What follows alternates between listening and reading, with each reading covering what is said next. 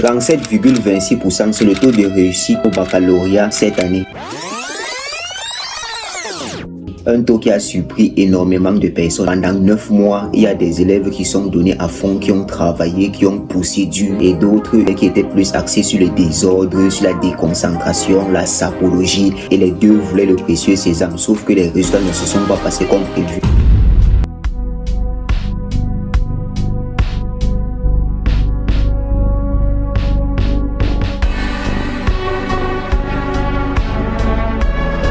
Comment réagir face à la défaite? Parce qu'il faut bien que tu comprennes que le fait que tu aies échoué, c'est très important pour toi. Si c'est aussi très important pour toi de pleurer correctement comme il se doit, pleure bien seul, c'est bon. Si vous avez un proche qui échoue, n'essayez pas de le conseiller tout le temps en essayant de lui parler, non. Laissez-le digérer sa douleur. Restez bien jusqu'à la fin, parce qu'à la fin de cette vidéo, je vais te donner des astuces qui vont t'aider à t'améliorer dans des matières. Il y a certains débats qui sont en train de m'amuser un peu. Je comprends des élèves disent que la A est mieux que la D est mieux que la C. Pourtant, on est à une ère où la qualité de la filière ne justifie plus rien. Ce qui justifie, c'est plutôt les compétences que tu as. Qu'est-ce que tu sais faire concrètement? Bien sûr, tu as appris tout ça à l'école, mais l'après-bac, ce n'est pas le miel. Parce que lorsque on est au lycée, on pense toujours que non, les grands frères qui sont au quartier, qui vendent les tomates, c'est parce qu'ils ont choisi. Ils n'ont pas choisi. Ils ne voulaient pas vendre ces tomates. Eux-mêmes aussi, ils voulaient devenir des grandes personnes. Mais sauf que ça ne s'est pas passé comme prévu. Donc, il faut que tu comprennes que beaucoup de personnes ont échoué dans leur vie et que le bac n'est qu'un diplôme. Parce que la réalité même, c'est l'après-bac. Mais cet échec va te permettre de devenir plus mûr, peut-être même plus que ceux qui ont réussi. Je t'explique. Thomas Edison a essayé de fabriquer une ampoule combien de fois avant de réussir? Ceux qui ont fabriqué l'avion ont échoué pendant combien de fois avant de réussir? Un grand auteur a dit, l'échec n'est pas de tomber, mais de rester là où on est tombé. Mais pour que tu comprennes d'abord, il faut d'abord que tu digères la douleur. Parce que l'échec varie en fonction des personnes. Il y a ceux qui ont vraiment appris au courant de l'année et qui méritaient de réussir, sauf que ça ne s'est pas passé comme prévu. Il y a aussi ceux qui méritaient d'échouer parce que tout s'obtient par la discipline, le travail et la persévérance. Tu ne peux pas être une personne que pendant qu'on explique la leçon, tu es en train de bavarder. Il y a ceux qui font ça et qui sont très intelligents. Je dois avouer que moi-même j'en fais partie de ces gens, puisque moi quand j'étais au lycée, j'étais une personne très turbulente qui aimait beaucoup faire des désordres. Mais sauf que je comprenais ce que le professeur disait en expliquant.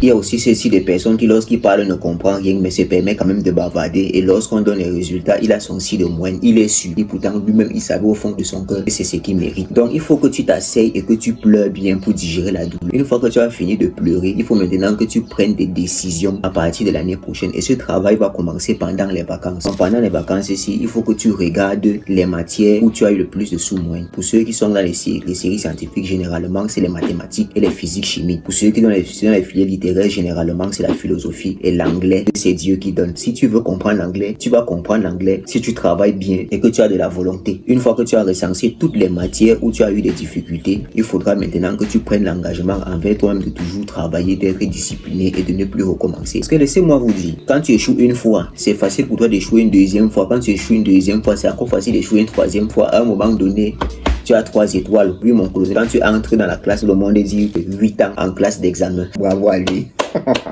Il faudra vraiment que l'année prochaine tu sois extrêmement sérieux pour pouvoir avoir ton diplôme. À partir du mois d'août qui vient pour très prochainement, il faudra que tu commences à réviser les matières où tu as eu des problèmes. C'est là où c'est les difficultés. Tu vois un proche ou bien tu vois un enseignant qui est près de toi, t'aide à évoluer. Maintenant, plus tard, quand tu vas maintenant aller en classe, il faudra que tu évites de bavarder et que tu prennes l'engagement d'être discipliné, de ne plus escalader, de ne pas avoir les crushs. Parce que laissez-moi vous dire que les filles que vous aimez au lycée là, généralement, elles ne vous considèrent même pas comme les gens de leur catégorie. Si tu as 25 ans, ta petite amie a 25 ans, elle va te considérer comme un enfant. Elle veut plutôt un gars qui a peut-être 30 ans. Quand elle entend dans ses oreilles que mon gars est en master, là, il a gagné le jackpot. Mais si tu as un terminal, on te donne 200 de boutons, il donne 300 de boutons. Tu vas lui dire quoi? Tu vas lui proposer quoi? Donc, il faut d'abord que je te concentre sur toi un peu. C'est une bonne chose si tu as échoué parce que ça va t'apprendre la douleur de l'échec.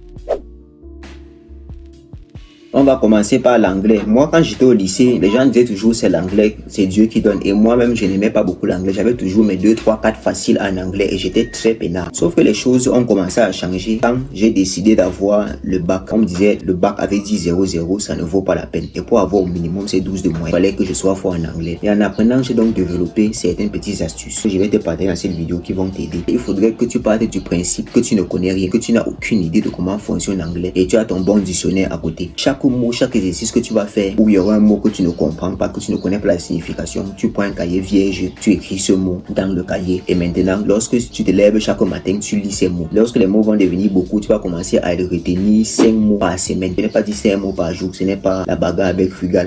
À un moment donné, tu vas te retrouver avec un vocabulaire assez consistant pour commencer à former des phrases. Si tu n'as pas ce vocabulaire-là, tu ne peux même pas former des phrases et tu ne peux même pas comprendre ce qu'on va te dire en grammaire, vocabulaire, reading, comprehension. Même en essay writing, tu ne pourras même pas écrire une dissertation correcte, introduction, développement, conclusion. Lorsque tu vas vouloir mettre le réveil pour te lever, parce qu'on a souvent cette tendance-là, lorsqu'on met le réveil, on doit se lever à 3 heures, par exemple, on met le réveil directement à 3 heures et à 3 heures, on continue la sieste.